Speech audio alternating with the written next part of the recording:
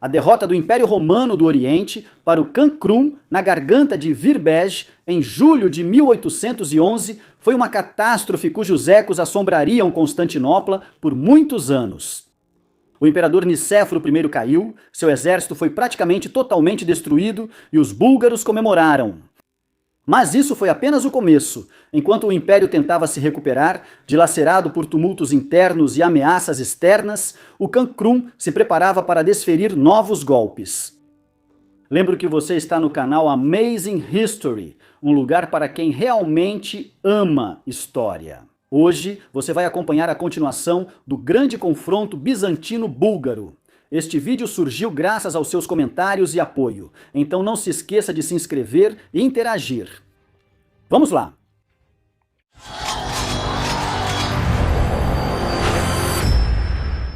Em julho de 1811, o Império Romano do Oriente estava em profunda crise.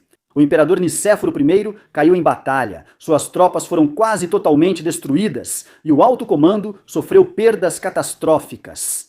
Estaurácio, filho de Nicéforo e sucessor nominal, recebeu um ferimento fatal na coluna durante a batalha, o que praticamente o excluiu da luta pelo poder. Nessas condições, uma dura disputa pelo trono ocorreu em Constantinopla. Marido de Procópia, filha de Nicéforo I. Ele foi apoiado pela aristocracia da capital, por eunucos influentes e por parte dos militares que temiam a anarquia. Em 2 de outubro de 1811, ele foi proclamado imperador sob o nome de Miguel I e Estaurácio foi forçado a se retirar para um mosteiro, onde faleceu pouco depois. Enquanto isso, o Khan Krum consolidava seu poder, apesar de Pliska ter sido devastada. O exército búlgaro obteve uma vitória decisiva e agora podia realizar incursões nas terras bizantinas sem impedimentos. Para Krum, a tarefa mais importante era unificar seu estado heterogêneo, que incluía a nobreza proto-búlgara, tribos eslavas e até mesmo parte dos prisioneiros de guerra bizantinos, que ele usava ativamente para fins econômicos e militares. A vitória sobre o império apenas fortaleceu sua autoridade entre os chefes eslavos, que agora o viam como um defensor contra a influência bizantina. A seguir, quero fazer uma pequena digressão sobre se é correto chamar Krum de Khan. Afinal, não existem inscrições búlgaras preservadas com o título dele próprio. Os cronistas bizantinos, aliás, chamaram Krum à maneira grega de arconte dos búlgaros. No entanto, sabe-se que os proto-búlgaros vieram dos povos túrquicos das estepes, onde o título de Khan ou Kagan era tradicional para os governantes supremos. Portanto, é lógico supor que os governantes búlgaros, a partir de Asparuch, usavam exatamente o título de Khan. Com o tempo, governantes posteriores, como Boris, Premil e Simeão, passaram a adotar títulos eslavos ou bizantinos, como príncipe e czar. Mas, como estou falando sobre o período mais antigo da história búlgara, vou usar o título de Khan. Em Constantinopla, Miguel I enfrentou problemas graves. Sem talento militar e sem a confiança das tropas, o descontentamento entre os soldados só aumentava. Cada vez mais oficiais e soldados voltavam seus olhares para Leão Armênio, um comandante talentoso que liderava o tema da Anatólia. Leão já havia se destacado nas guerras contra os árabes, o que só fortaleceu ainda mais sua reputação. Embora o foco principal do império estivesse nos Balcãs, os ataques árabes à Ásia Menor não cessavam. No entanto, a guerra civil no califado dava aos bizantinos uma pausa, da qual Miguel I não conseguiu tirar proveito. Nessa situação, logo ficou claro que a crise de poder em Constantinopla continuaria. Na primavera de 812, o Khan Krum se preparou para uma nova ofensiva. Seu objetivo era a cadeia de fortalezas bizantinas ao longo da fronteira norte do Império. Essas fortificações eram essenciais para defender as fronteiras e controlar as rotas para o interior dos Balcãs. Assim, tomar essas fortalezas enfraqueceria Bizâncio e facilitaria futuras incursões. Em maio de 812, os búlgaros atravessaram os desfiladeiros montanhosos e cercaram a cidade de Debelt, um ponto estratégico por onde passava da estrada costeira que ligava Constantinopla aos portos do Mar Negro, Anchialos e Mesembria. A guarnição bizantina não podia contar com ajuda rápida, pois o exército de Miguel I ainda não estava pronto. В полную боевую готовность. Graças às ações de cerco bem organizadas, Krum conseguiu capturar Debelt no início de junho. A guarnição e os moradores da cidade se renderam. De acordo com a prática comum da época, uma parte significativa da população foi reassentada no interior da Bulgária, o que aumentou o potencial demográfico e econômico do estado de Krum. Isso também foi um passo tático. A deportação dos habitantes locais impedia a possibilidade de restauração e ajudava a povoar as terras búlgaras com uma população leal. Enquanto isso, Miguel I ainda tentou reunir um exército e marchar para ajudar a cidade sitiada. Mas, ao saber de sua queda, as tropas ficaram confusas. Tumultos começaram entre os soldados. Para acalmá-los, o imperador foi obrigado a aumentar os salários, o que esgotou ainda mais o tesouro. A queda de Debelt causou pânico entre a população da Trácia. Muitos habitantes começaram a abandonar seus povoados, fugindo da iminente ofensiva búlgara, o que de fato transformou a região em uma zona de amortecimento despovoada. Aproveitando-se da fraqueza da defesa bizantina, os búlgaros continuaram o avanço. Seus destacamentos devastaram o norte da Trácia, chegando até Adrianópolis. A bacia de Sófia passou definitivamente para o controle dos búlgaros, o que lhes garantia domínio na parte ocidental dos Balcãs. Krum também conquistou quase todos os portos do Mar Negro ao norte de Sozopol, com exceção da fortaleza de Messi. O que mais preocupou Bizâncio foi o fato de alguns soldados e oficiais terem passado para o lado de Krum. Entre os desertores não estavam apenas soldados comuns, mas também comandantes militares de alto escalão, o que permitiu aos búlgaros obter acesso à tática e à experiência organizacional bizantinas. Na ofensiva de Krum, ficou evidente que Miguel I era incapaz de comandar o exército de forma eficaz e que o império precisava de um novo líder militar.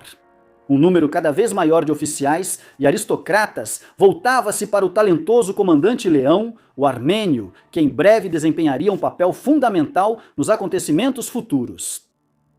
Após a bem-sucedida conquista da Trácia do Norte, o Khan Krum começou a administrar os novos territórios. As terras recém-adquiridas eram controladas por uma administração mista, que incluía tanto a nobreza búlgara quanto desertores bizantinos, comandantes militares e funcionários que apoiaram Krum. O conhecimento deles permitiu aos búlgaros se adaptarem melhor à administração das cidades bizantinas e usarem a tática romana. Após concluir a reorganização, na primavera de 812, Krum liderou seu exército até o importante porto estratégico de Mesembria, no Mar Negro. Esta cidade ficava em uma península, possuía muralhas poderosas e controlava as rotas comerciais da costa oeste do Mar Negro. Antes de iniciar o ataque, Krum enviou uma embaixada a Constantinopla com uma proposta de paz. Suas condições eram relativamente moderadas: definição da fronteira na Trácia do Norte, tributo anual de Bizâncio em forma de roupas e peles tingidas, direito dos comerciantes búlgaros de comerciar sem pagar impostos em Constantinopla, troca de prisioneiros, desertores e solicitantes de asilo. O imperador Miguel I estava inclinado a aceitar essas condições, mas seus conselheiros espirituais se opuseram, afirmando que devolver os cristãos búlgaros violaria o evangelho. Isso causou um atraso nas negociações, do qual Krum se aproveitou. Irritado com a recusa de Mikhail, Krum cercou Mesembria em meados de outubro de 1812. Apesar de suas fortificações fortes, o cerco durou apenas 2 semanas, graças ao uso de técnicas de cerco desenvolvidas por engenheiros bizantinos desertores. Vendo o desespero da situação, a guarnição se rendeu e a cidade foi saqueada. Entre os despojos, havia enormes reservas de ouro, prata e mercadorias. Também entre os despojos estavam 36 sifões para lançar fogo grego, a arma secreta bizantina. Após o saque, Krum, seguindo sua tática, deportou a população para a Bulgária e a cidade ficou abandonada. Com a chegada do inverno, as ações militares cessaram e Krum recuou para o norte, preparando-se para a próxima campanha. No início de 1813, Krum realizou uma incursão de inverno em Adrianópolis, tentando capturar a cidade com um ataque surpresa. Mas seu plano foi descoberto por prisioneiros bizantinos que escaparam e alertaram a guarnição. Ao saber da preparação do ataque, Miguel I reuniu as tropas e marchou ao encontro do inimigo. Os búlgaros foram pegos de surpresa e sofreram pesadas perdas. Apesar de pequena, a batalha foi a primeira vitória de Miguel, que rapidamente aproveitou para fortalecer sua autoridade. Ao se certificar de que o califado abássida não representava uma ameaça, pois lá estava ocorrendo uma guerra civil que mantinha as forças muçulmanas ocupadas, Miguel I decidiu concentrar o exército contra o da Bulgária. Ele mobilizou tropas por todo o império, inclusive nos temas orientais.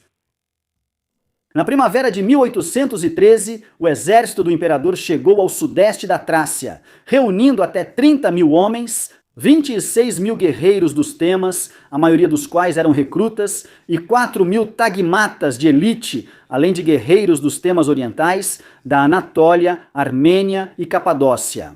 Não estavam ansiosos para participar da campanha balcânica, mas obedeceram à ordem.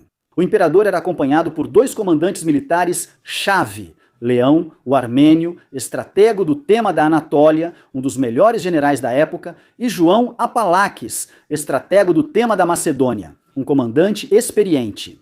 Com essas forças, Miguel esperava travar uma batalha decisiva contra Krum, mas o destino da campanha acabou sendo um pouco diferente. A campanha teve início desastroso pela lentidão do imperador Miguel I. Ele atrasou a expedição e, depois de iniciar o movimento, adiava constantemente o ataque decisivo contra os búlgaros. O exército reunido na Trácia ficou parado por pelo menos um mês, o que minou o moral das tropas. No dia 4 de maio, ocorreu um eclipse solar, que foi interpretado pelo exército como um presságio de catástrofe. Além disso, problemas no abastecimento de alimentos agravaram a situação. Devido à longa permanência em território bizantino, as tropas imperiais foram obrigadas a buscar provisões, o que resultou em saques em massa da população da Trácia pelos próprios soldados. O descontentamento dentro do exército crescia, e sob pressão, Miguel I finalmente decidiu agir. O imperador enviou as tropas para a fronteira búlgara perto de Andrianópolis, mas mais uma vez se atrasou, organizando outra parada.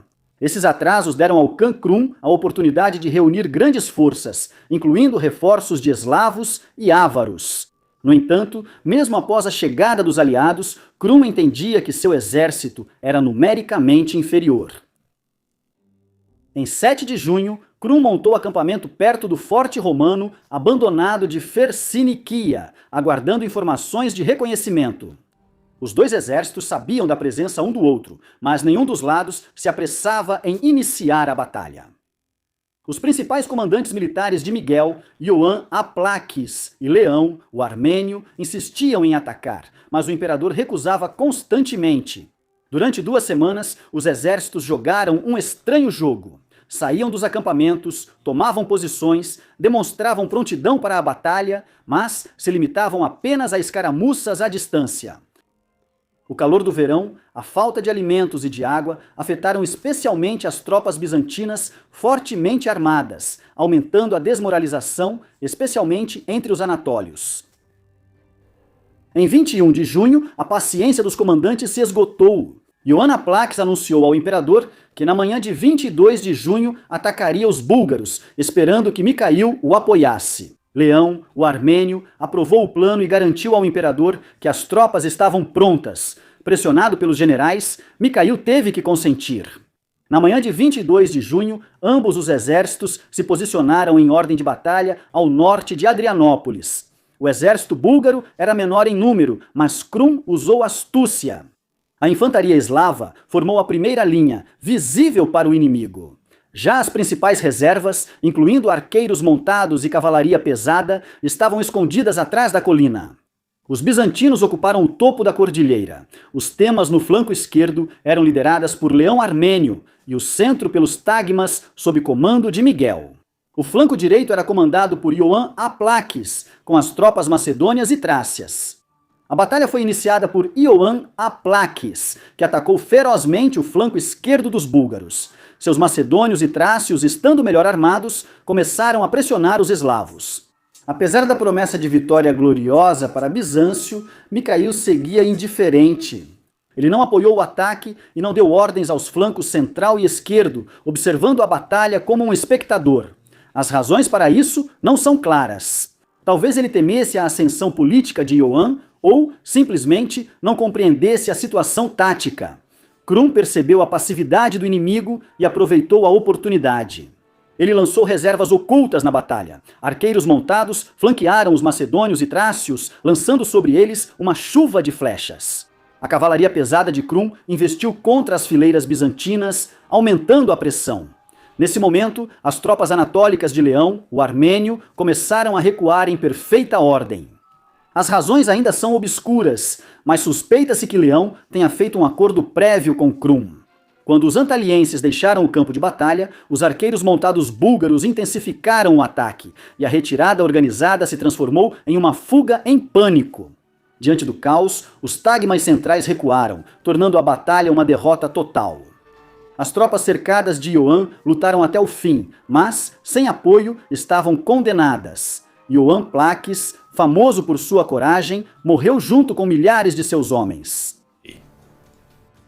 A Batalha de Versinique durou apenas 1 hora, mas seu desfecho foi um choque. Krum, que inicialmente duvidava da própria vitória, proibiu a perseguição imediata, temendo uma armadilha. Só mais tarde, ao perceberem que o inimigo realmente estava fugindo, os búlgaros começaram a saquear o acampamento romano.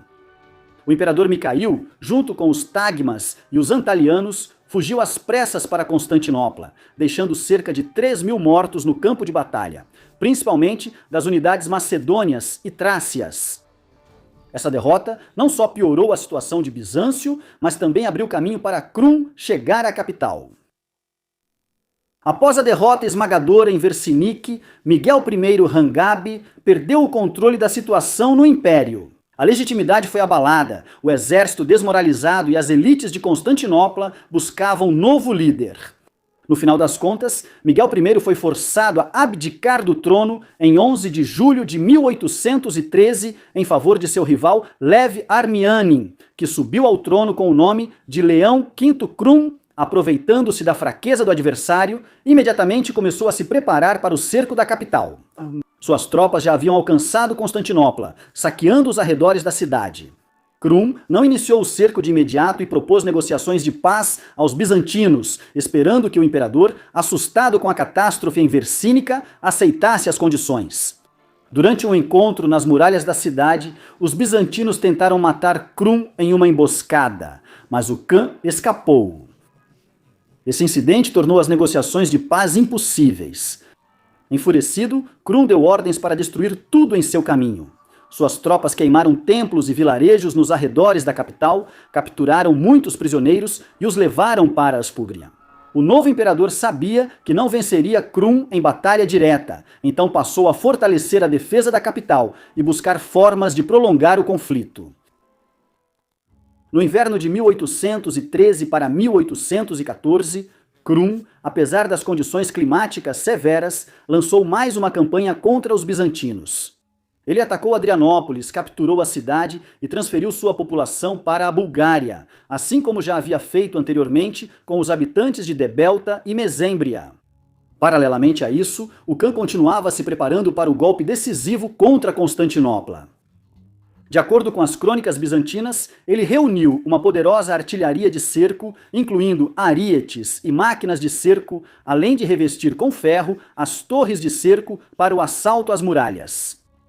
Krum, porém, não teve tempo de executar o que planejou. Na primavera de 1814, na véspera de uma nova campanha, o Khan faleceu repentinamente. As causas de sua morte permanecem incertas até hoje. Fontes bizantinas afirmam que ele morreu de um derrame ou de uma doença, mas também existem versões sobre uma possível conspiração em seu círculo próximo. A morte de Krum interrompeu a iminente invasão de Constantinopla e permitiu que Bizâncio respirasse aliviado. Na Bulgária, começou uma luta pelo trono, e o novo governante foi seu filho Amurtag, que logo firmou um tratado de paz com Leão V. Isso encerrou um dos episódios mais dramáticos das guerras bizantino-búlgaras, deixando a Bulgária como um adversário forte e temível para o Império Romano do Oriente. Bom, por hoje é só. Obrigado por assistir e nos vemos nos próximos vídeos. Tchau a todos!